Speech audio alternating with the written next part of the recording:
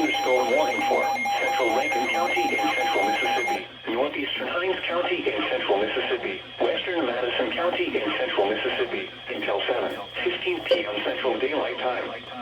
At 6:24 p.m. Central Daylight Time, a severe thunderstorm was located near Flowood, moving north at 35 miles per hour.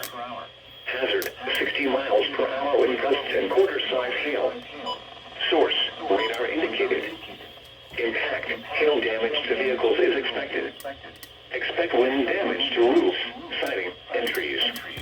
This severe thunderstorm will be near Ridgeland around 6:30 p.m. Central Daylight Time.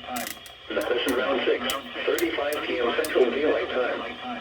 Gluckstadt around 6:40 p.m. Central Daylight Time.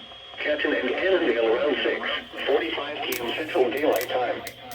For your protection, move to an interior room on the lowest floor of a building.